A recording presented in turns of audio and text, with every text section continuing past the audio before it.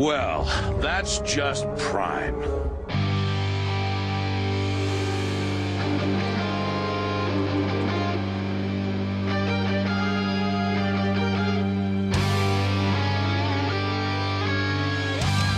Hello, everyone, and welcome to That's Just Prime, a Beast Wars podcast. We're here with our episode 16. We're getting there. Today, we're going to discuss Season 1, Episode 13, Dark Designs. Interesting episode, but we'll get into that shortly. Today, I have my usual co-host, Ian, the wonderful ArrowFyre. We'll let him talk in a second. He's raring to go. But today, we actually have a very special guest joining us. We have 3 people for the pod tonight, and it's the very talented and wonderful David Cousens. So how are you doing, David? Hi, I'm doing great, thank you. I'm just, as of recording, I'm getting back into normal life after TF Nation, which was very good. I'm very jealous of both you. And Ian, how are you doing, mate?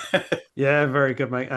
Getting over the TF Nation blues, but what a good way to do it, going through a Beast Wars podcast. So very pleased to have David with us, who is just as big a Beast Wars fan as we are. So very keen to get him on. Very much the man of the moment, given TF Nation. Had quite a few celebrity appearances there, didn't you? It was nice. It was very, very nice. It's it was. Blushing. He's blushing. Yeah, looking from afar, it looks like you had a very successful TF Nation, David. And for those listeners who may not know, and what are you doing hiding under a rock, David is a very talented comic artist and part of our Transformers community. He's in a big way. He loves Transformers and Beast Wars as much as us. So it's really exciting to have him on. He's a friend of ours outside of the recording space here anyway, but we thought, why not? Let's get him on and we'll try this with 3 hosts this time. I'm looking forward to it. Okay, so Dark Designs. We open with the Maximals on the side of a ravine, funny enough. It's always a ravine or a chasm. They are getting the most out of this template, aren't they? Yeah. I think it's now a trope that, like, if they're not in a ravine or a chasm, it's not a new episode. We've got the Maximals down in this ravine or chasm, and Rhinox has got another one of these weird devices on his rhino leg, just like sticking off the end of it. Just a ridiculous looking thing. Again, why doesn't he put it on his horn? I don't know. And again, he's got to ask like Optimus or something to put it on his leg. It's not like he can put it on there himself. Yeah, I mean, to be honest, of all of them, none of them can wear it. A Dinobot could wear it. He can walk on 2 legs. He'd have to be a smaller cusp, I guess, with his little raptor arms. Why give it to the 4-legged? The other ones are 4-legged creatures. Dinobot, he's got arms that are free. It was a very chunky device, though. I mean, he's got like tiny little arms. Don't stand up for him. This is true. But also, he's a rhino. It's not like he can press the buttons. So someone else is operating this thing for him either way. If he's just there to interpret the data, he doesn't need to wear the device. Literally, you've just made me realize it should be primal. He's literally a gorilla. He's got fingers with and thumbs. opposable thumbs. Yeah. Absolutely. Yeah. But yes, it's 2 episodes in a row we've got. Show. They're not holes, it's legitimate points. They're not holes, they're pits. Yeah, that's right. Very big pits. And also, Rhinox is sitting, but he's not sitting like a quadruped would, where they're sort of on that angled position. He's just like sitting like you would with the MP figure. You just like plant it on its butt and all 4 legs are sticking out horizontally. It's like Pass the Pig, so that's a dated reference. I will say the 4K is looking gorgeous in this opening scene. Now I'm gonna counter that point later on, but I did notice when I put it on, this has possibly been one of the prettier shots. Just I don't know why, but it ran really smoothly. The colours of the ravine and the water in the background that we see a lot of it. Everything just looked very, very colourful, very vibrant. As you say, smell the flowers, then the flowers look pretty. Definitely, and I've got a couple of notes about that coming up too. It's a well lit scene, and it makes the colours of the character models really pop. I had one humorous thing. They make a comment about like how it's nice to have a place with a view, and the second they do that, they pull out, and the designer in me instantly sees the stretch textures, and it was something that even back in the 90s, it used to bug me because I used to play a lot of video games and stuff, and you could see repeating tileable patterns are fine. But when I still very much do. You've grown up and matured since then, surely. Oh yeah, absolutely. You can tell that by the big load of toys behind me. Yeah, and it says there's a lot of repeatable scenery in there, isn't it? Yeah. Yeah, look, they're in this ravine. They're trying to scan something. We don't really know what it is, but of course, Energon is interfering. So they decide this isn't working. We come back another day. Rat Trap decides to speak up a little too soon and says, "Oh, what else have we got to look forward to?" And in flies a missile from above. And this is what I was talking about. You just mentioned the colors here. The Maximals realize the Preds are above them, and they all transform quickly. We get Primal with his activation, and then the rest just follow suit and transform. But we get all those nice popping colors. And then when we flick up to the Preds above, again, we got all those nice bold purples and greens and stuff. So there's a really nice display of that 4K upscale here. Yeah, definitely. I've got this is my first nitpick, and I half expected Ian to do Nitpick away. It's the way of the show. My first I've got nitpick plenty in this stock. one is it's there. All of the Maximals, basically, I think maybe apart from Tigertron, are all there. And I thought this is like on one survey mission. Like they maybe could need like 2 people for like one for backup. The entire team. And Rat Trap talks about how it took them a day's worth of travel to get there. And they've left their base wide open. They've left themselves in a terrible position. It's like you can tell they're scientists and not like trained army officers. I'm going to say that they may be getting a sense of cabin fever and they're looking for a day out. I think that's how I'm gonna have it. But you're right. Like the amount of times they send everyone away on a mission, it's just like, does anyone? I know you got Sentinel, but does anyone want to check on the base? You know. The funniest thing about that too is there's been other episodes where Megatron's like, oh, there'll only be one at their base now. Like we'll go and attack, but now there's no one at the base.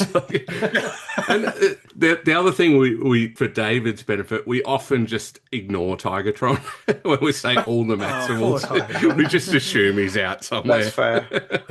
He's in the snow playing with the tiger. He's a part-time Maximal, bless him. But I did notice actually when we see the fighting start and all of the Predacons are in suspense at the top of the rocks firing away. 2 things I'll say on this. First of all, I think actually you see the first rocket that comes in, which I'm going to say is Scorponok's rocket. It kind of looks like it. You don't see him there for a while, but he kind of makes his way into some shots later. I don't think you see Black Arachnia at all. I think it is the 2 flyers. It's a little hard to tell because they're very condensed in that little outcrop or bit of the side of the cliff there. Well, I'll go on to my second point, and this is kind of going to be a theme for this episode. They like to do a janky camera angle in this fight scene. So I've got the same note. Yeah, sure you have. It is going all over the place. If there was a cameraman, he was drunk, and he's just shaking around just to try and give the suspense of the drama of the fighting. But there's also a sense of I don't know who's here, who's doing what. I will read directly as I wrote my note. Lots of quick cuts and no one getting hit. What are they? Fucking stormtroopers.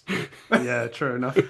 I noticed that because the camera shake is extreme, and do you remember there was a Liam Neeson film Taken, and to hide the fact he can't jump over a fence properly, there's about 20 cuts in one shot of him just running up and jumping over a fence. It was very much the same kind of vibe going on because you have the cameras going everywhere. A very particular set of skills and jumping fences. Yeah, and I watched. Not one of those characters moved. They were all stood exactly still. Like in an actual firefight, it can be played for so much comedy because there's some weird animation stuff in this episode. It was amazing. It's incredibly janky, and I remember. I don't know what made me think of it, but it's like a wrestling trick. I remember when someone gets beaten up in a ring, they do like a zoom in, zoom out, quick. Oh yes, yeah. Dramatic camera shot, and it's just like I'm now sick. I had motion sickness. But anyway, it's just something I noticed, and I was like, yeah, where's Black Arachnia? But she might be there. I can't see her. They do. We talk a lot about, and David listened, so I assume he knows what we're talking about. But we talk a lot about the sound design in the show, particularly weapons, and we like that there is a lot of distinct sounds for different weapons. And I have a note here that we've got a bit of a weapon sound smorgasbord here. We've got pulses of lasers, Cheetor's gun. We've got a really strong tarantulas machine gun legs going there, like some really crispy sounds going. Well, of course, you get Rhinox who's shooting away, and as it gets pulled out on, saying, Rhinox, you're not hitting anything, because he's just letting only one of his guns on the go, but he's just letting his chops. Yeah, he going just kind of ignores him, doesn't he? And For a second. of everyone, they're all kind of like talking to each other. Dinobot's talking to Rat Trap. Optimus tries to fly up, gets about 10 centimeters off the ground and gets hit in the face. So he doesn't do a lot of good. And Rhinox is all the while emptying clip after clip after clip, shooting at a rock, even to a point that Cheetor says, Rhinox, would you check your aim? Back to your Stormtrooper reference. You're missing by a parsec. So I got a nice governing or jargon in there for you. But of course, he's shooting a rock to cause a landslide. Yeah, and it gives the Maximals a chance for a strategic retreat. Primal tells Rhinox that he did well and that he would make a great leader, but Rhinox says, I'd rather stay back and smell the flowers.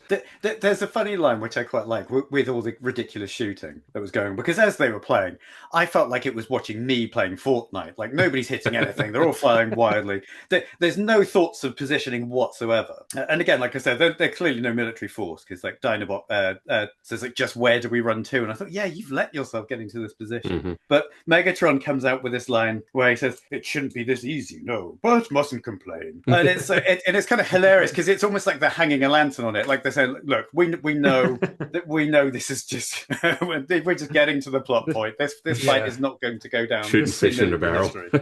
I mean, when you look at how Megatron's positioned as well on the rocks, it's precarious even for him. And it's a bit like, what, why? And how are you going to get down from there? Yeah.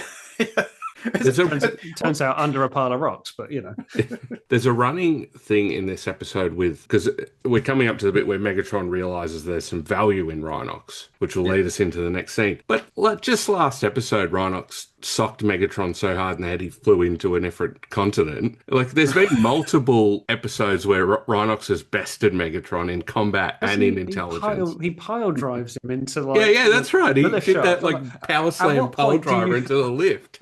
At what point did you realise that he was strong? Well, it might have been the dropping on the head that gave him away.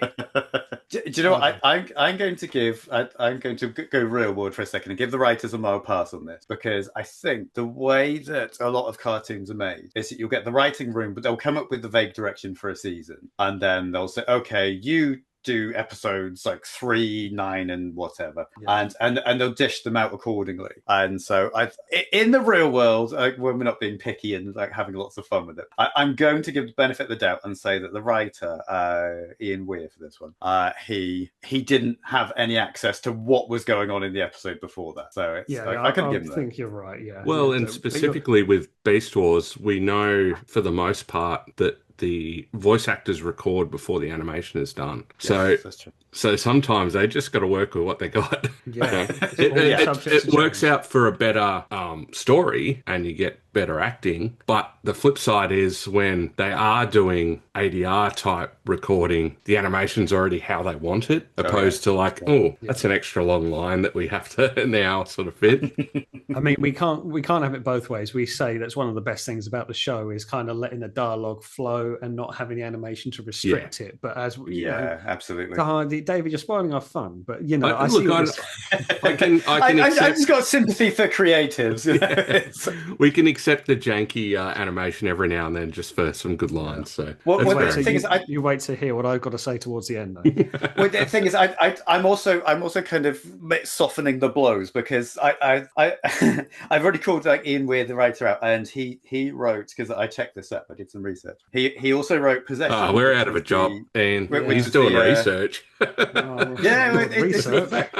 It was he wrote Possession, which was the Starscream's Ghost episode. Brilliant episode. Which that was really good. And he wrote Code of Hero, which is one of my favorites of all time, which don't need to cry. We'll all hold it together. And then Cutting Edge, which was the Cheetor and Black Arachnia babysit the cave children episode. Mm-hmm. So it's like I'm saying this because I wanted to praise his writing before I slammed too much of it. Fair enough. Fair point. Okay, so we'll go on. Push on with the episode. Yeah. So Rhinox is taking his sweet time behind the Maximals, and he gets trapped in a cyber web from Tarantulas. So how strong is the web, by the way? Yeah, well, return to the cyber web. That blue web's very multifunctional. It's in use for many things. Lift a rhinoceros. Transforming rhinoceros. That's Triroceros? Triroceros, yeah. Absolutely. For him on out, he'll be known as a triceratops. Triceratops. I'm going to bed. That's right. So back over Still at suffering from TF Nation. That's what it is. Yeah. Back at the Pred base, Rhinox has been secured to a platform in beast mode with some kind of sort of lasers that we assume pointing at him. And the dark side's looking rather tidy for once. The duck must be doing his job. They're starting to tidy up the base that's flowing with molten lava. Thank God. I mean, they do a little pan around the room as we're looking at Rhinox on that platform, and I'm like, this base looks like it's been repaired. Considering, didn't it blow up not so long ago? Yeah. There was wasn't it guerrilla warfare where the antidote thing blew up? That was Many supposed to be times it's been blown up. Yeah, there's a few comical explosions, but yeah. But it's a bit like we say with the Axelon. Every time they discover a new room, it's like the TARDIS. It's infinite rooms for whatever they need. Amazing how they appear. So yeah, Rhinox is strapped to this machine, which we're just going to assume they built this machine completely fresh, and he was this. Okay, for story lore, we'll give the right of the past, but for story lore, this machine, spoiler alert, is going to turn Rhinox or anyone, but particularly Rhinox, into a Predacon. Don't tell me they had this lying around, because it's just like they captured Rhinox and then the machine was there. Did they build the machine afterwards? In which case, damn, that was quick. And who built it? Because all their scientists are idiots. Yeah, like everything they build doesn't work. Foreshadowing for this episode, by the way. Now, it's obviously a Tuesday, boys, because somehow Rhinox is smack bang inside the dark side, but Rat Trap can still get a comm signal through. Of course. Definitely a Tuesday. So after a bit of gloating from Megatron and Rhinox in his Rhino mode, being taped down, tied down, does it get zapped by some MacGuffin of some kind, and we start to see a red eye come out to this. And we are not quite keen as to what's going on. We're not too sure until we hear groans and aches from Rhinox, who then utters the famous words, and quite infamous in this episode, quite a heavy hearing when you hear it, to which he says, "Rhinox, terrorize." Yeah, so Richard Newman just dials up that like little bit of evilness in the voice there. He gets the tone up a little bit. He's very snarky, this Rhinox. He's very snarky. And he's, I don't think he knows how to say a straight line for his life. Everything's got a little bit to it. But yeah, that terrorizer just comes, it's nasty. That's the easiest way to say it. I like it when they do, is because we had this with Primal when he, had the virus on him and guerrilla warfare. And I think it's just a sense of, you're a good guy 24/7. Go on then, let your hair down, be a bad guy. And it's just kind of like day at the school, field trip. And it's just like, go on then, and I'll just have a go. It's pretty fun, I guess, for the voice actors to play the same character but different. And they give them a chance. Mind you, Rhinox is pretty witty most of the time. It's very dry, quick wit sense of humor. So it's just that turned up to 11 type thing. But I'm sure the voice actors are going to have a lot of fun when they get to sort of play around with their character, except that we've done 10 episodes of the same voice, so we can change it a little bit. The other thing that does change here is we get a new color scheme, so to speak. So we've got darker colors. The rhino hide going from that sort of rich brown to more of a like grapey purple color. Yeah. It's a little bit brown still, but it very purple tinge to it. Very faded, isn't it? Yeah, and then the flesh... it's all desaturated and the gold tends to silver. Yeah, and the fleshy gold bits are silver. Yeah, the eyes. Very cartoon sort of thing, having something around the eyes when someone turns evil. I've got a note here that this is very much the Beast Wars equivalent of a cartoon character having an evil twin with a mustache. I was always thinking of the Peter Griffin one that changes, where it's like his shirt becomes green and his trousers white, and it's his evil clothes. Don't know why, but it made me think of that. We've never, just from a toy point of view, we've never had a toy of this version of Rhinox. Give it time. No, that's time. MPG, where are we? Come on, Takara. Send my check now, but it's an easy, to me, it's a very easy thing. It's remold in different colors and a different coat of paint on a couple of parts, and we're done. There's not remolding, sorry, just recasting in a different color. So there's absolutely no remolding they need to do. This is just purely a color scheme thing. I can see it happening in MPG, hopefully. Now, quickly going on to the episode, is this transformation process, an upgrade to Scorponok's virus that was given to Primal that was supposed to turn him into a coward, if anything, dialed him up. Is this kind of like, let's give this to a competent scientist who's not a bumbling buffoon, and then try and do some more with Rhinox? Is that an upgrade to it, or is this just something a bit fresh? Look, you could draw those parallels with a similar type of reformatting of their system to get this to happen. That being said, it seems rather simple to just swap someone over from Maximal to Predacon with a couple of zaps of a laser, and not only that, changes his colours, paints new logos on the side of his head. Like, it's a pretty nifty device, this one. It's a weird concept, because I like the fact that they didn't instantly say, okay, it's like a turn evil button, because that kind of that would downplay stuff like Dinobot having like a change of thought. Like, it's kind of like, okay, you're hard coded as a Predacon, you're evil. Your Maximal you get. So I like that, and I think the excuse is like his Rhinox's aggression and arrogance circuits were kind of severely all his levels were dialed up. Yeah, we'll throw back to that soon, but essentially, they're trying to just turn him into a Predacon, but as you say, that it seems a little too simple. Like, it's not just a button you can flick and suddenly he's a Predacon. Like Rat Trap, he was able to wave over his arm and I'm now a Predacon, but it wasn't as full on. But if we want to throw back a couple of episodes to when we covered The Gathering, it was on, and I know this canon is later on, but Razorbeast spoke about that his being a Predacon was like at a cellular level or atomic level, You're quite right, yeah. So, I don't know. There's a lot of directions you could go with it, I guess. I do think it is very much down to the will of the character. So Dinobot kind of has his code for a bit of foreboding. If it was very much on a surface level, like Rat Trap, waving the arm, just a bit of a cosmetic change and maybe masking an energy signature, it's not entirely impossible. But Rhinox was very much one of the furthest away from being a Predacon and going away from Beast Wars. To get my series right, was it Energon, where Inferno was turned into a Decepticon and had to force the process against it? I think it was Energon or Cybertron. To be honest. And I remember he was having a similar kind of zapping process, but it's kind of like, how deep are you going here? And I wonder if it's the strength of the character that the more core they are to say a Maximal, how much persuasion it needs to be done, as you say, to a cellular level, if Transformers have cells, that needs to be changed into a Predacon. Yeah, and to David's point, we get a scene back on with the Maximals, and they're pretty concerned about what's going on, and Rat Trap sort of says, we can't leave Rhinox behind, we need to go in and get him. And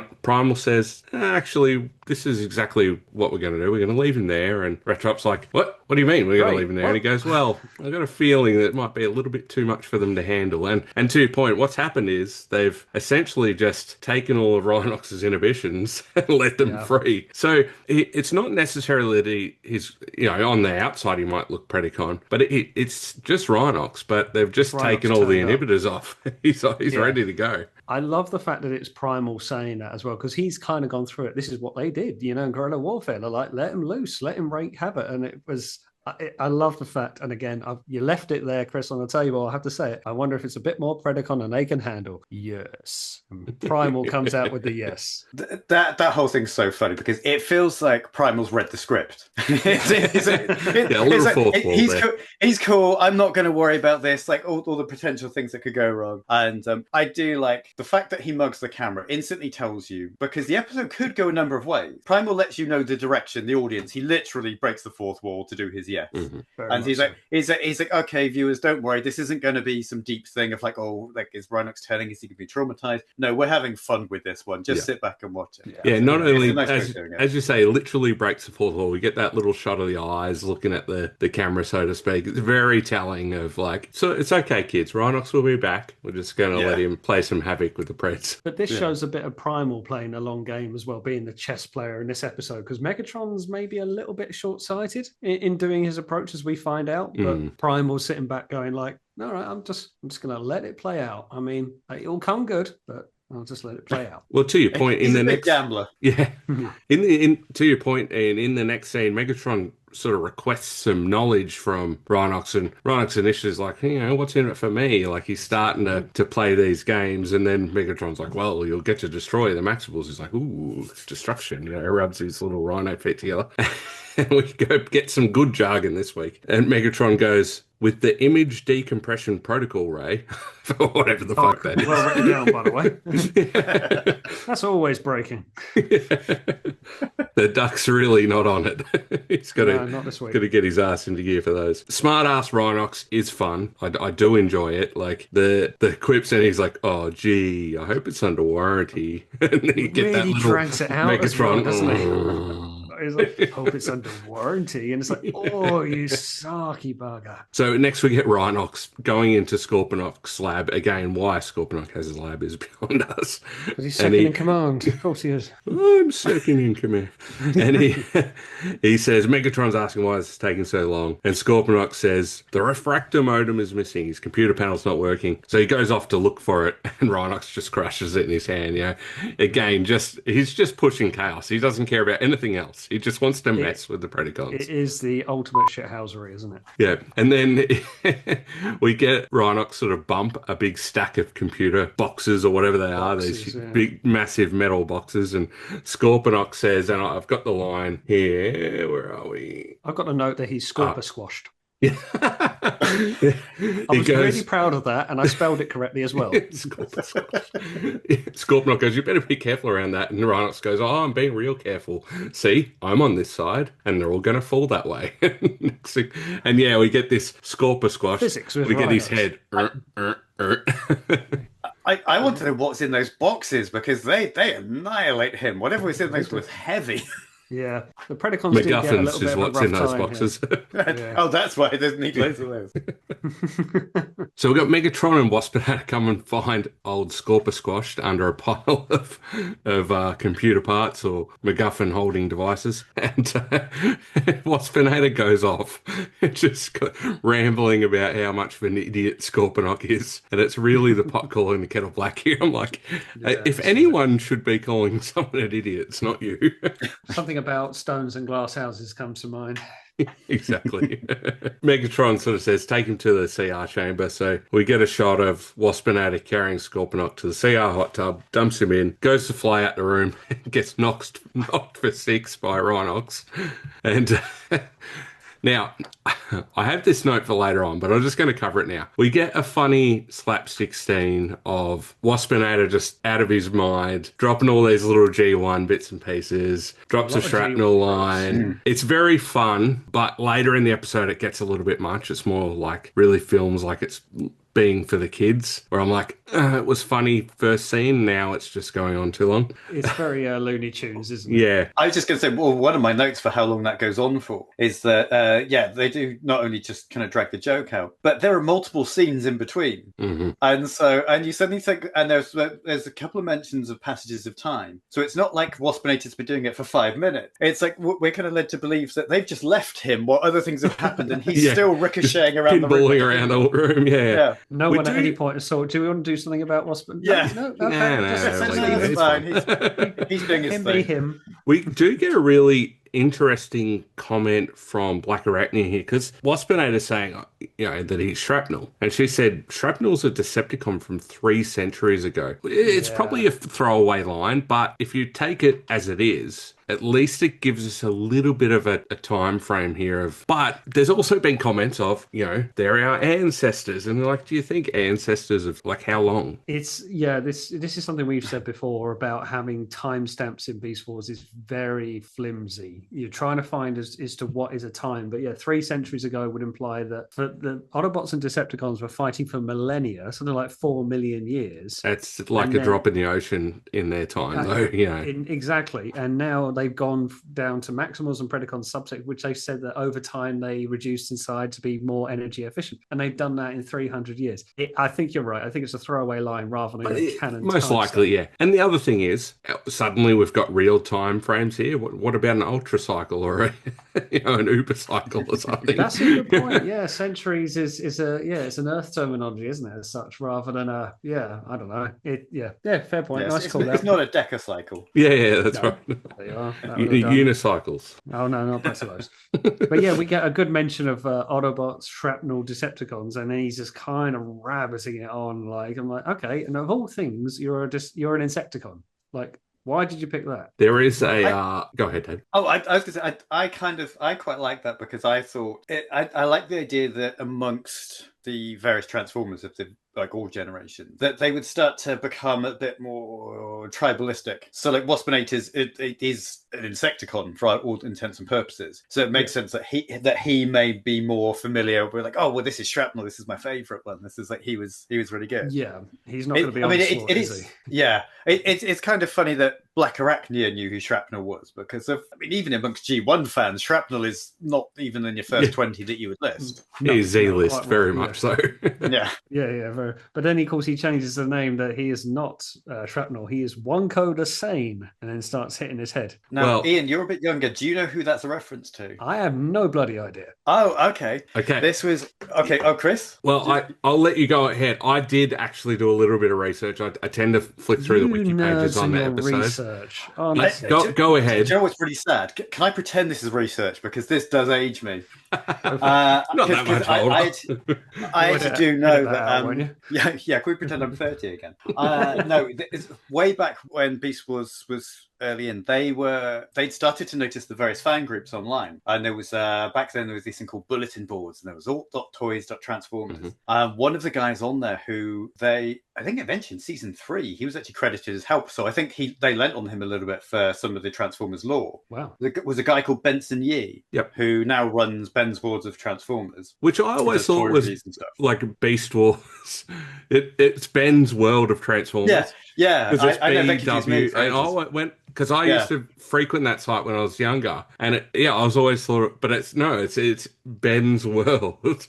Benson, But to add to your point, which is accurate, that username that he used is from a Douglas Adams character. So we've got a really deep cut in a split second line, because it's because I remember because obviously Wonko the Same being his screen name. There was when I rejoined Transformers fandom was roughly around about Beast Wars season 2-ish, and by this point the writers had started to pepper in various of the more frequent posters who they knew. There was I won't bother listing through them, but so I think this was possibly the first time they did it, and then they added in more people over time. I can understand them doing that at this time in the mid 90s while they were producing this, like pre the live action films. It was such a smaller community. I don't know if you guys ever frequented TFW back in the days pre films. Like everyone kind of knew everyone. It wasn't that big of a community at that time. Like it was a big community, but in an online sense, it wasn't huge. Like most people knew of people,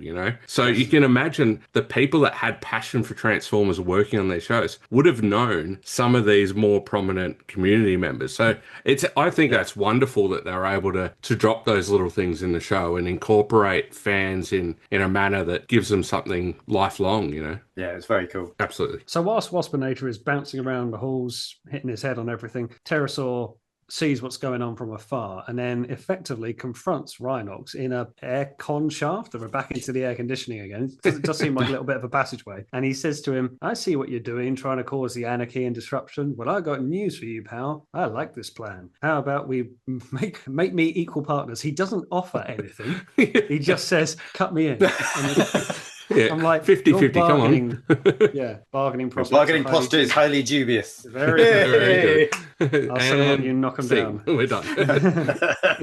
To which Rhinox basically cuts that down and says, no, here's the plan. I'll just carry on doing what we're doing. And if you get in my way, I'll come out with a new fast food line of pterodactyl hot wings. Now, I'll pick holes in this. That's an Earth-based delicacy and it's food. How on earth would he know what hot wings are? I have the same note. We do like this show, people. Honestly, we do. You know what? I know it's like we had Rhinox menacing down the hallway, and then we got Pterosaur being a slimy little git, and he's like, what's that supposed to mean? Like, choose your words carefully now. So I've got this somewhat mean, badass Rhinox, and then he talks about chicken wings. I was like, I'm done with this scene. Like, it lost me.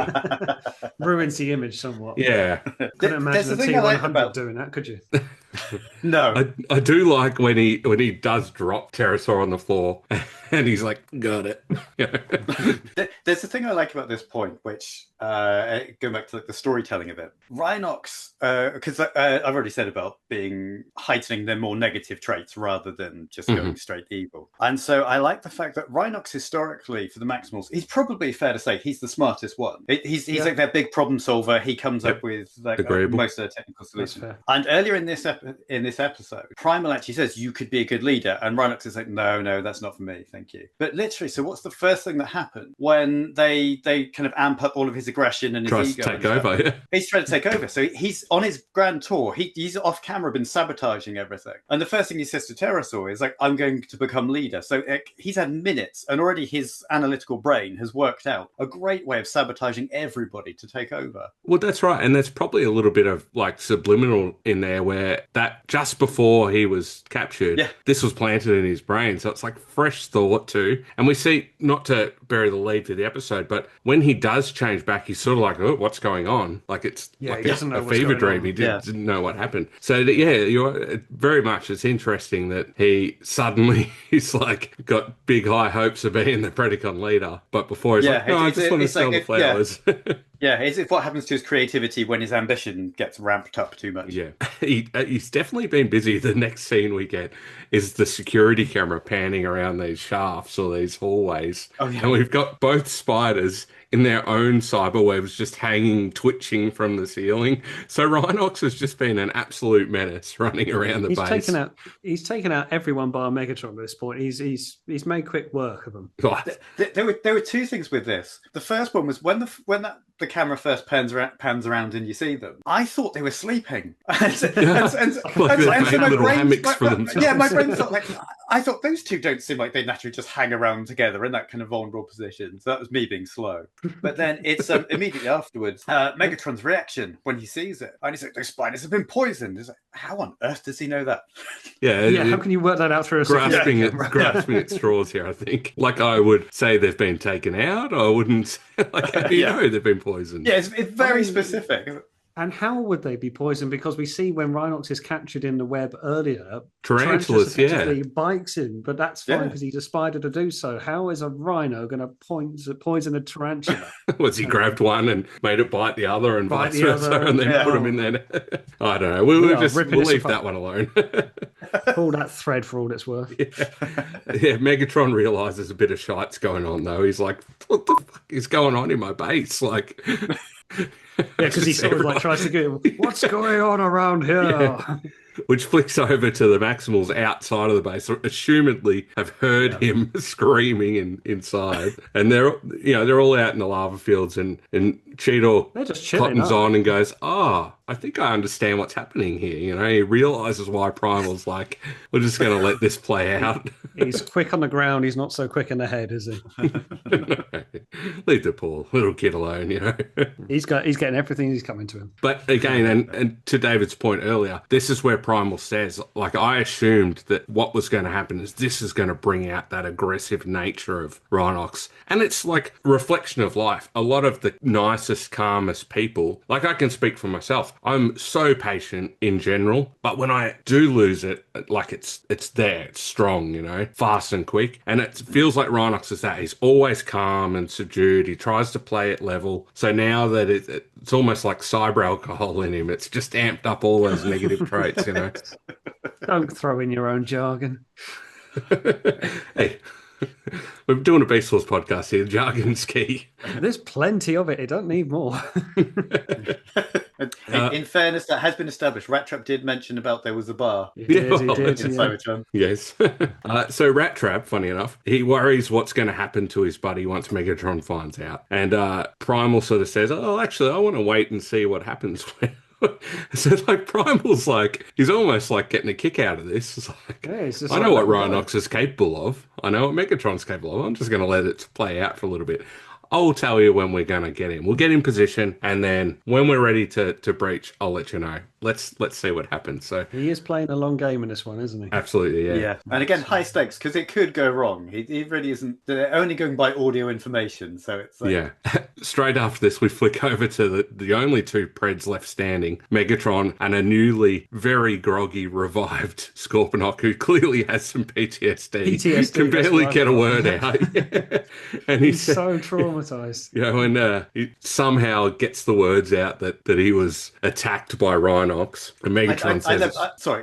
I love because I ragged on the animation earlier. So in balance, there's a lovely bit from the animators. The way Scorponok is sat, like a little child, just kicking his legs backwards and forwards off of that platform is amazing. He needs a hug. He's very sitting there like, oh. Like, Mummy, the bad boy got me.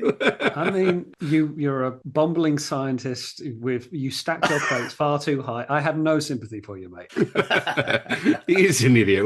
We have little Health and patience safety for gone mad. Scorponok. But you do feel for him just a little bit. I never feel for Scorponok. This is what you get for being second in command. Self-appointed. Self-appointed. Yeah. Following this, we do get Megatron finds Rhinox and calls him a traitor, and I love this. Rhinox just goes, "Yep, you've got a point." You go. When he says so, like in the beginning, we got more sark. He's like, "Chief, always a pleasure to see you." It's dripping with insincerity. Oh, absolutely. He just really, really like. There's no sincerity in Rhinox as this Predacon version. None. It doesn't exist. But yeah, look, he says you got a point, and in which case it's pretty much time to dance. So he's ready to throw down with Megatron. To his surprise, he's surrounded suddenly. We got Pterosaur on one side, the idiot Scorponok on the other side, and he just it just continues this chaotic reign. And he goes, "Hey, weren't you just planning to take over with me like 5 minutes ago?" I mean, like along with Communication Tuesday, Pterosaur trying to overthrow the Predacons and overthrow Megatron. Yeah, come on, did that really need to be said? Over there? It's there every other second, isn't it? I mean, if the Scorponok was a bit like, "How could you do this?" I'm like, "Mate, where have you been?" He did it before lunch, mate. Like it's this is a daily occurrence around here. At what point do you roll your eyes? It's Insurrection Tuesday. Yeah, that's right. Yeah. I love as well. Megatron's face in this scene is great because it cuts back to him, and as like they start to bicker, he just looks so exasperated. It's like, I don't care about this. He's exhausted.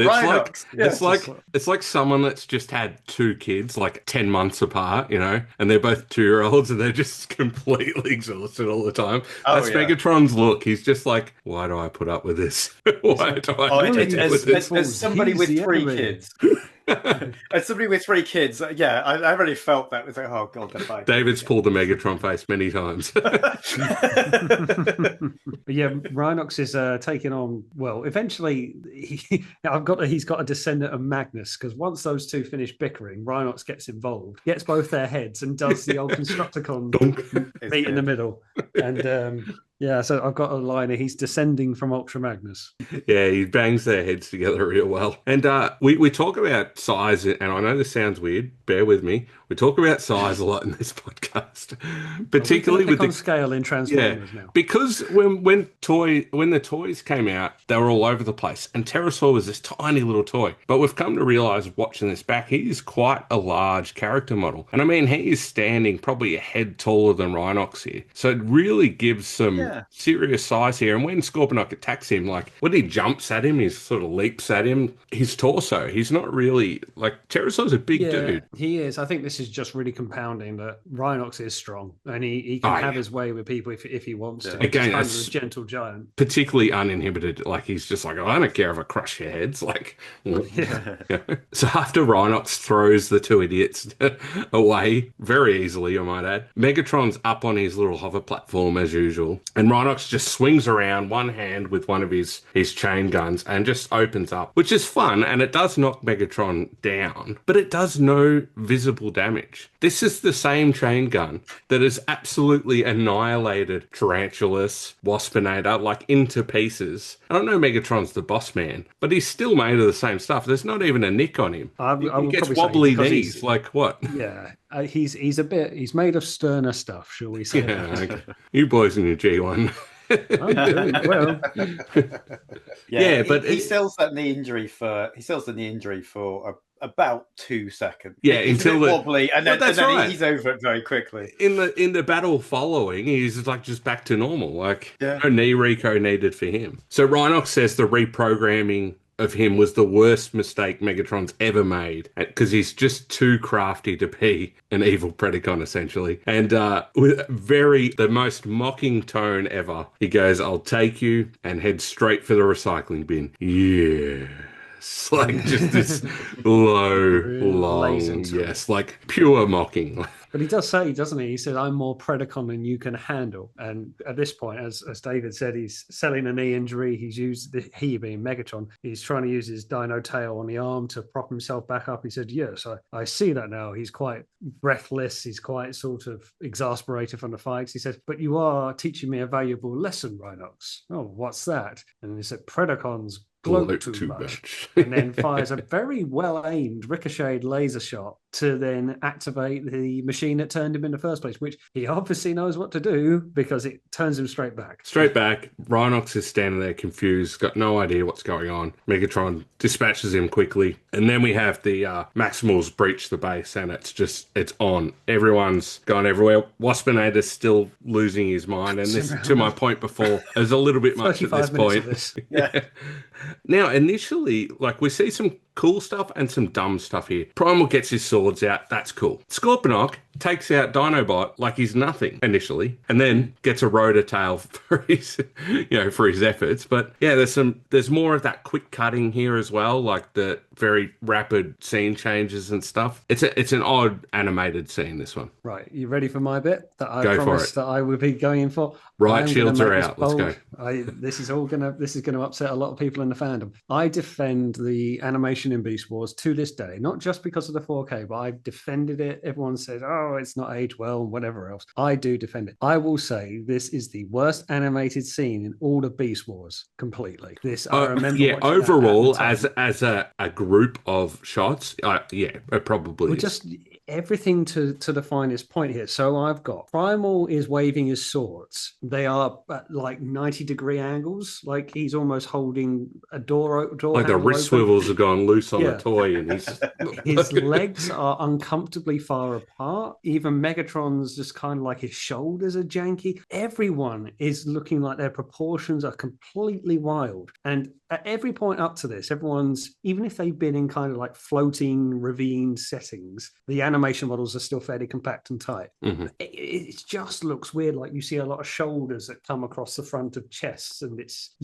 I will say this, it's the fight scene's weird. You get the janky camera, but the way the arms and legs just move around, it's a mess. It's a glorified mess. And I take no pleasure saying that, but I remember watching it when it first happened thinking, oh, that was a bit off. Watching it back, it don't get any better. Absolutely nothing against the director here, who is Owen Hurley. He directed this, Possession, Agenda Part 2, and Deep Metal. We'll see when we get to those episodes, but he's using a lot of cuts in this episode, and it results in, like, it's hard to watch. And that combined with, like you said, these really odd animation errors, it made this like final third of the episode just a bit much, Very hard to watch. I do think they were trying something new at this point, because it was the Probe episode before it. It was, you remember they were doing like the cuts of the slow motion, like when Primal was using the baseball bat over. Well, that's what I was about to say.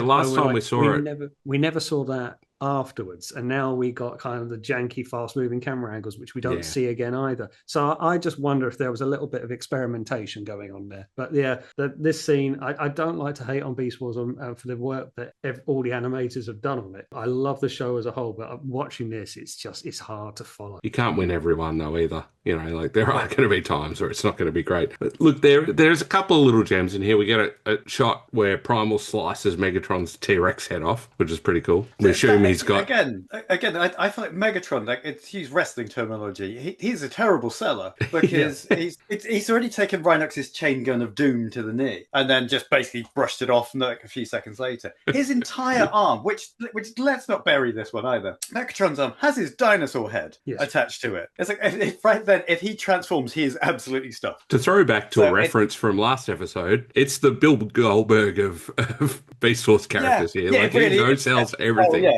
yeah, he completely Goldbergs it, 100%. And shout out to Bill Goldberg. I'm sure he's listening. Thanks, Bill. We appreciate your listenership. You can spare these two. Leave me alone. But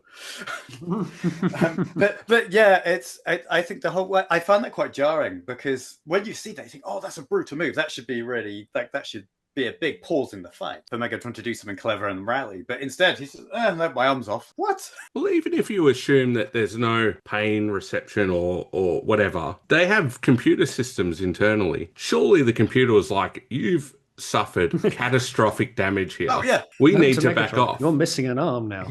Yeah. And it's not like clean at the joint too. It's like halfway through like part of his limb. It's like, this is damage. And to your point, like just complete no cells. It's like just pops up from the power bomb. It keeps going. Yeah, no problem. Fine. So the fighting goes on. You get these kind of inter battles going on. Some weird charging from Optimus, where Megatron lies on his back, catapults him against a ceiling panel, which I noted that he did twice. He kind of like double hits it somehow. Nice, maybe little clip in the animation. But it all goes on, and what blows up? Something blows up, but I can't remember what. Yeah, the base sort of starts rumbling like it's going to implode. We don't really get not that I noticed, so we don't really get a clear reason for it, but suddenly... It must be the machine, because nothing... Well, I think there's a stray shot hits the machine, and then would make sense, logically. We end the episode, we need to blow up. Yeah, the dark side needs some more damage. We've got to blow something up. But yeah, which essentially leads to the next scene of the Maximals. Optimus orders a retreat. Of course, Dinobot goes, well, we should be taking the base now. That gets vetoed. They bail as something explodes. The next scene, again, there's just continuity things here. Apparently there was a big explosion, but we've got Megatron and Pterosaur just standing in like under a window or table. something. And Megatron's like, oh, I'm just very cross. Like he's Again, this is parent Megatron. He's just disappointed. Yeah, goes, I'm not angry. I'm very, just very unhappy. And then grabs him. Like, what? He waves his dismembered arm. He's just like, stump. Yeah. Following this, we flick over to the Maximals. We've got Rhinox and Rat Trap, and then we soon see the rest of the Maximals just lying out in a field in the sun, relaxing. Rhinox has a big sniff of a rose. And we get them, was it Rat Trap or Cheetor asking Rhinox, it says, Cheetor. Yeah, so what was it like being a Predacon? And Rhinox says, it was like having 3 gigabytes of attitude on a 2 gigabyte hard drive. No wonder they have personality problems. And they're all ha laughing, and insert clenching fist meme here. We've got Dinobot in the foreground. It's like, Argh. He's really like, they're all having a nice relaxing day. Primal's reading his data pad and enjoying the sunshine, and Dinobot is so under protest as being there. He's just like, I don't even want to be here. I want to be scouting. Why are we here? It's like there was one episode of Next Generation where they're all like having mud baths, and you see Worf just sitting there like, you're just supposed to sit here. I want to go sharpen my bathless. But it's the kind of the line to Rhinos. I think he said, like, what's it like being a Predacon? It's like, you have 3 gigs of attitude on a 2 gig hard drive or something like that, which I thought was jargon pretty well explained. Like, everything's dialed up to 11, but it's all laugh and it's all light-hearted ending back to normal. Primal finds it hilarious. If you watch his animation, he doesn't just do a small chuckle. He is rolling on the floor. He has a proper belly laugh, doesn't he? Yeah. But he did that in the last episode when the Axelon was crashing, and he gives all the yeet to all the beans to get his jets to bring the ship down in exactly the same precarious place it took off from, and then they have a big laugh at the end of the episode, and it's just like, you're very happy-go-lucky. Do you know what? I remember back when I was, like I said, I came in at the coming of the Fusels. That was when I started to watch, and so I got used to that level of quality of writing from like season 2, and then I very eagerly brought out the VHS tapes when they had season 1, because you couldn't see them otherwise. And yeah, you had the previous episode, this one, and there's another one very quickly, but they kept doing the old cartoon thing of like, oh, we all laugh on a joke that wasn't particularly funny, and everybody's like, oh. And I remember thinking like, oh man, it's like, I'm not sure, had I seen these episodes in order, if I would have continued. I don't think I knew. It was because I saw how good season 2 was that my love of Beast Wars really solidified. The overall consistency of season 2 onwards is much better. There's many ebbs and flows in season 1. And again, us going back with that nostalgic heart and watching it in 4K, it all helps. And obviously we're doing a job here. We're reviewing the episodes, but there are times where you scratch your head. I mean, broadly speaking, you have a lot of these episodes that, whilst there are overarching episodes and we sort of see them more we're well over halfway point of season 1 now. They do have like the bottle episodes that can get wrapped up a little bit in 20 minutes, but this is a fun episode. We see kind of what an unchained rhino can be like, and it's very much the what ifs. And so personally, I don't mind it being a standalone episode, even if it is kind of all tied up in 22 minutes and 11 seconds. But it's a cool way of seeing like all the episodes are 22 minutes 11 seconds. But it's like I like that it's one and done, but we're allowed to step away from the timeline just to let the writers run wild, and probably Waspinator is still bouncing off the wall, so who knows? It's a fun, as many G1 references as possible. Yeah, that's right. Oh yeah, dripping. Didn't we have more than meets the eye in this as well? Right at the end. When he finally gets knocked down, he goes more than meets. No, look, it's to your point. It is a standalone episode. It has no bearing on much else, and for ignoring all the jankiness, especially in that tail end, it's fun. It's fun to see Rhinox as a bit of a badass, and just messing with the Predacons, like really, truly the Joker in The Dark Knight. Like he's chasing cars. He doesn't want to catch them. He's just chasing cars. Like it's very fun in that side of things. It would be a much stronger episode with those jankiness bits taken out, but we can't ask for perfection all the time. Yeah. But it's definitely as we always say, you should watch them all. But I would put this on the watch list. If you had to choose some episodes, definitely on the watch list. That's fair. Yeah, I think so. We don't get many kind of like the what ifs and let them go wild. It's a bit like Guerrilla Warfare, and it follows similar yet different paths. But I like the fact that for once Primal was playing a long game and just letting it all play out. Yeah, for sure. That Primal having fun with it is interesting. He'll be okay. Let's just let him. Let him have his playtime. Yeah. So that was wrapping up Dark Designs, our Evil Rhinox episode. But now to the man of the hour, we're going to have a bit more of a detailed chat to David. You've obviously listened to him for the past good while. I haven't edited the episode yet, so I'm not going to make a number up on the spot. But somewhere between half an hour and an hour. And we're having a lot of fun. But now we want to actually chat about David personally and professionally. And we've got some questions written up, so we'll go into those and we'll just see where it takes us. So, Ian, I'll let you go first and we'll put David on the spot. Yeah. I feel like I should have a lawyer present. No, it's not that kind of courtroom. This is kangaroo court. Yeah, in every sense. I have nothing but contempt for this court. Oh, nice. This is a Beast Wars podcast, right? I know, sorry. But we'll start with that first question then. So where does your love of Beast Wars come? I think, let's say it was whenever, I think I already mentioned, I came in with the Coming of the Fusel, like around about season 2-ish. It was, I'd taken a gap from Transformers because I read it as a kid, like watched the shows and stuff. And then there was less and less content as time was going on. And then as a teenager, I was very much like, I'm too grown up for all of this stuff like comics and cartoon. Like I'm far too mature for this. And then I had to make the sad realization that I'm in fact not too mature for any of this stuff, and I love it. And so I started to look, and as Chris said earlier, like the internet was a very different place back then. It was quite hard to find anything. And so when I discovered there were other Transformers fans or people who remembered even who the characters were, I was like, this is amazing, this is great. And so I started to talk to them. And there was loads of discussion about Beast Wars. And so obviously well into season 2 at this point. And I can reassure you right now, I was not one of those truck versus monkey people. I was very much, I was kind of like, okay, something new and interesting. Yeah, a lot of people took it very seriously. For a time, it was... People still do. Yeah. Unironically, people still take... Oh, really? I assumed everybody got over it. Oh, okay. No. If we're still getting hung up on Frenzy and Rumble, we're going to get hung up on this. I'm not picking on the younger fans, but there are people in their 20s and younger that we see on the social media communities that didn't even exist when Beast Wars aired that have the truck not monkey thing going on. It astonishes me.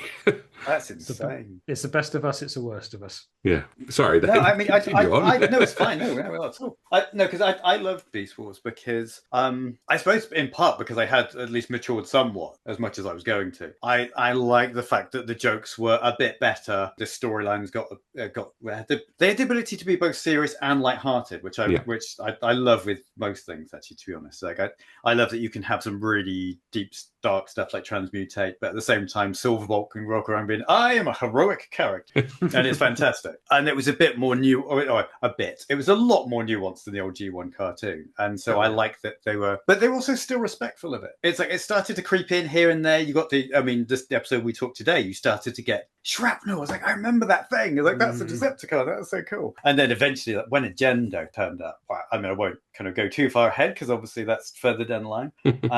No, I loved it. And then that was basically I've loved it ever since. Well, look, we've honestly stated many times that outside of especially comic runs, like More Than Meets the Eye and that, Beast Wars is one of, as a whole, not that obviously you can pick parts about it, but as a whole is one of the best written Transformer medias. Absolutely. And if you're not a comic book reader, it is the best Transformers media. Yeah. There are other things that do things better, but as a whole, I think Beast Wars nails it. And it's sad that people don't give it a go sometimes because it's beasts and not vehicles, like. I do think there's a lot of people to that point that they just kind of look at the animation and say they can't follow it enough to watch it. And, personal taste will come into it. But I don't feel, even though I had a go at it in this episode, just generally as a whole, it doesn't hurt the flow of a story. But we will say that. But yeah, it's, as you say, Chris, there's a lot of good story here, deep episodes, and it's good if people only give it a chance. And I'll toot our own horn here. I've known people to come up to me and say that I've started watching Beast Wars because of your podcasts, which is nice. Lovely. Yeah, it's great. Spreading the word. I'll go on to the next. Oh, sorry. I was going to say one more thing. Right? No, because I love Beast Wars. I was going to say one other thing with it, which people forget now, because we're used to long form storytelling and like ongoing plotline stuff. Beast Wars back in the early 90s, that was not common. I mean, I think the X-Men cartoon did it a bit, Buffy the Vampire Slayer turned up and did it a bit, but it was still new to have something that didn't reset at the end of every episode. Yeah, proper ongoing storylines. Yeah. Overarching characters stuff, like Dinobot who have such a satisfying arc from start to finish. Yeah. And so 100%. It's a great point. And obviously you're a Transformers fan in general, and we are of similar age here on the podcast. I'm 30. I don't know what you're talking about. Yeah. Just turned 30, didn't you? Not almost 40. No, but I'm keeping very quiet. Yeah. It is, in general, it is lovely to see the older community here of really friendly, positive people, not the old grumpy G1ers that are like that little bit older than us that can't accept the change. Shout out to the old grumpy G1ers. Yeah, no, but there are, but it's the truth. There are some people that are really stuck in their ways. But for the most part, our generation of fans, there are a lot of really supportive, positive people that enjoy many aspects of the fandom, not just G1, not just Beast Wars. And we encourage that people to go and read those things and watch those things. And that's part of this podcast is we love Beast Wars, and unfortunately, it's a little bit of a hidden gem still. It's getting more life now in the last couple of years, but for a while there, it was just the ugly stepbrother over there, and not enough people were getting to experience how good of show it is. Anyway, let's move on to the next question for David. And this doesn't have to just be the show. I'm going to add, Ian wrote the question, but I'm going to add to it a little bit. It can be from comics as well, if you want, or Japanese story stuff. But who is your favorite Beast character? And then we'll add Toy to that as well. That was a long sigh as well. I know that was me just thinking. I whatever I say now, I'm going to end up after we finish this. I'm going to be like, no, I should have said this character. We did it last week. We're like, give enough. Your question. Yeah, off the cuff. What comes to your head? Oh well, see, I don't want to say Dinobox is too basic. You can say it if it is. No. Don't offend us now. Actually, no. I'd say genuinely Silverbolt. Okay, I love it. I do love Silverbolt, and it's because I think, like I said, when I first came back to Beast Wars, I was still getting over my "I'm too serious for all this stuff" phase, and Silverbolt was almost unapologetically great juxtaposition to your... Yeah, he was such a good guy. He was so absurdly noble. Black Arachne shoots him in the leg, and he's like, "But it was not a serious injury." And it's like, and it's just a flesh wound. And he's such a heartwarming character. But not without nuance. And I don't want to tread too far for future episodes, but his whole attitude during the Transmutate episode was very different, and he was willing to stand up. There is some depth there. It's not just a 2D character by any means. Yeah, and I think I don't know. I'm finding it, especially as I get older, I think I'm less leaning towards the dark shades of grey characters. I think I'm more leaning towards I quite like the hopeful characters, the ones who are doing the good stuff even when things are very hard. And I'm having a subtle shift as I get older, I think. Your spirit animal is a part wolf, part eagle. Silver. Apparently so. Like the answer, horrible mishmash of an upload. Yeah. And if to flip that over to toys, what's your favourite Beast Wars toy of any? It doesn't have to be the original. I particularly like Dragon Megatron, the Transmetal 2 one, because every incarnation I've seen of that has been good. It's not so much the robot mode. The robot mode is kind of weird with the tail hanging. The dragon is amazing.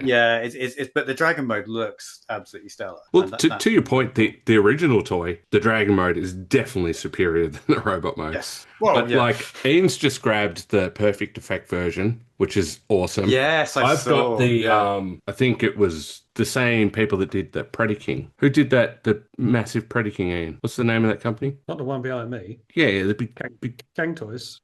Kang Toys. By another name, but they did the massive Dragon Megatron as well. I don't know, they've got all weird names, but that's amazing. It's a huge thing. And the Legacy toy is pretty damn good too. Like, behind you now. My one displayed behind me now. It's I grabbed that. That was a reward for myself. Nice. I'd worked particularly hard on something, and I thought, do you know what? I'm just going to get that because it's cool. It's a good toy, that one. I donated my original one to charity in a very foolish move. Lovely, but foolish. Yes, it was. It was a nice thought. That's how I have to preload that with. I did it to charity. I wasn't just crazy and just gave away my Dragon Megatron. No, very to your favourite character's point. Very noble. Yeah, I was just going to do that. And very idiotic. Very noble, very stupid. There we go. Oh my God, here's my character. He definitely is your spirit animal. I'll save you in my phone as Silverbolt. I'm honoured. So going on then to the next question. It's a silly question because I know what your answer is going to be. Would you like to work on a Beast Wars comic, and what would you like the story to look like? And this is in your artistic side. Yeah, it'd be awful, wouldn't it? Yeah, it'd be terrible. Do you know, I made a joke at TF Nation the other day about how I said, I'm offended. I've not been put on TF Wiki yet. And this was to some of the Transformers the Show guys. and some of their friends said, like, oh, hang on, leave it with us. I was like, what the? I was like, have I just it's a joke. It's a joke. And but then they came back and said, no, you need to work on something officially. Because I mean, I've done plenty of other work for people who don't know me. I'm doing work on Thundercats and Gargoyles, Terminator. Listeners, let's start the movement. Let's get this man on a Beast Wars comic. I know, yeah. I think literally all I need to do is just have even a cover would do it. Oh, yeah. But no, in all seriousness, I grew up as a kid reading the Transformers UK stuff, and I've loved comics my entire life. So it is an actual life goal of mine to do something officially Transformers related. And if it was a comic, that'd be so good. To blow smoke up your backside for a minute, David. Up my exhaust port. You are extremely talented. It's very well known. I'm not just saying it. The community as a whole knows how talented you are. I think it would be a travesty not to have you on official Transformers media. And to Ian's point, which is showing that people can't see right now, the artwork that you did for TF Nation with the Maximals is incredible. And thank you. No, but really, whoever picks up the Beast Wars license for Comics Next really should be considering you. And like, as you say, even just for covers, like get a foot in the door and then guest artists on some panels or whatever. But it would be a travesty not to have a strong member of the community that is a talented artist not be involved in these things. So yeah, I would love it. Thank you. Our wishes are there for you to get on there, and hopefully our listeners will support that as well. But yeah, 100%. Oh, thank you so much. That was me being oddly humble for a second, but I'll stop in a minute. Get back to normal, man. Yeah, I'm amazing. And like talking about that artwork, let's talk about how that came about and other stuff that you got coming up. Beast Wars orientated. Ugh, get my words out. Well, the Beast Wars artwork was made originally for TF Nation, and it was it originally, as these things always do, with Labours of Love, it started off, it was going to be something much smaller and just represent one or two of the characters, and then I kept thinking, oh, but I like this character, I like this character, and then eventually it became like, oh, but I really like this character's alt mode as well, because originally I was just cherry picking, like, this is my favourite version of them to make life easier, and that went out the window fairly quickly, and as a very, very small exclusive, which won't really gain you much. A lot of people were asking, would there be a Predacon version? Because they did all the Maximals. And yes, I will. I had enough people ask me to throw a Predacon version, so there will be a mirroring, so it'll be a matching set. Very awesome. I'm glad you told me that now, because now I've got to think about where I'm going to put it in the room. So I've got enough room to have something. I need to still get mine in transit, so let alone find a hole in the wall.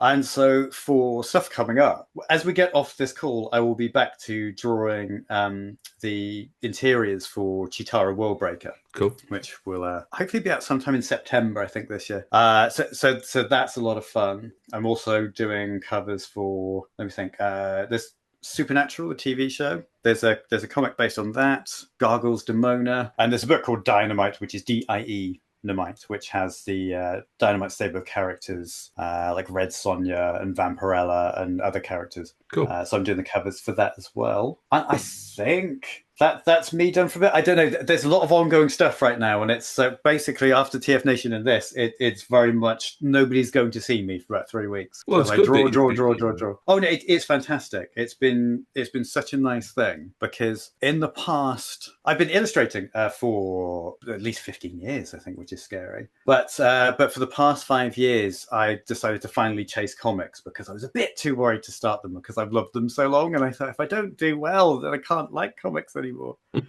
But fortunately, I got over that, which is nice. It was the same with making Transformers artwork, actually. You've done some amazing Terminator stuff recently too. Terminator stuff's really awesome. Cool. To thank see. You. Really like those exploding endoskeletons. Very cool. Those were kind of funny. I was for the Terminator.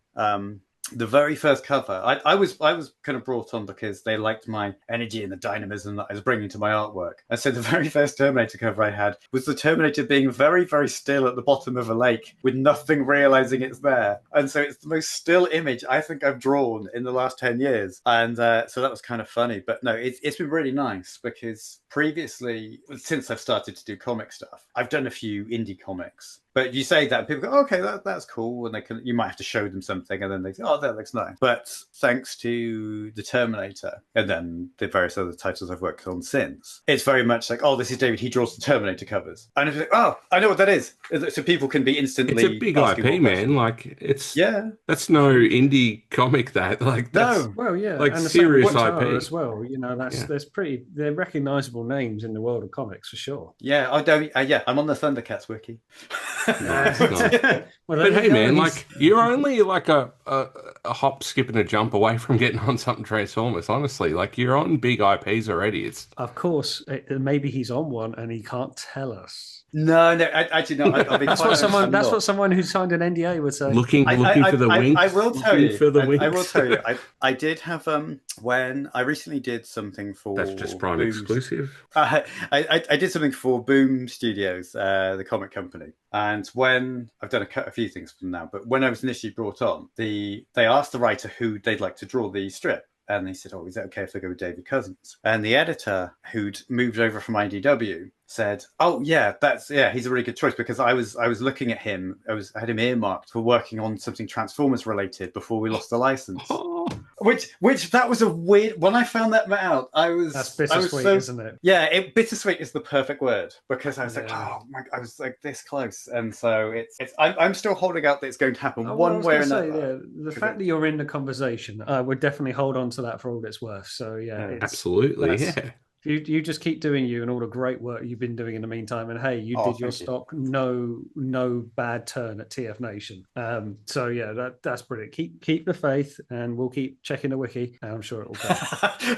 But like Thank you very much. Transformers Beast Wars stuff that you have put out, both Ian and I have various pieces and love them to death, is comparable to anything that's been officially released in the various comic lines. So it's just a matter of getting, well, as you've just told us, like you were on the cusp of that opportunity anyway. So, hey man, like honestly, if we don't see it soon, I'd be very surprised. I think getting your face in front of these crowds at TF Nation and showing off this amazing artwork is only going to strengthen your foothold. So let's hope we get the exclusive at some point.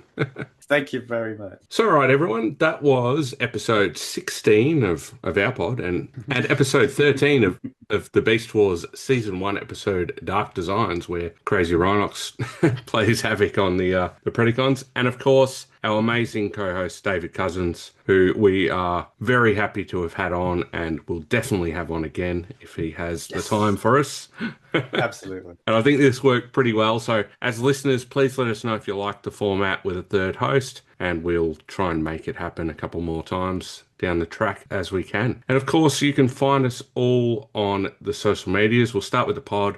We've got our link tree if you want to find everything quickly, but we are on Twitter, Instagram, Blue Sky, Facebook, wherever else.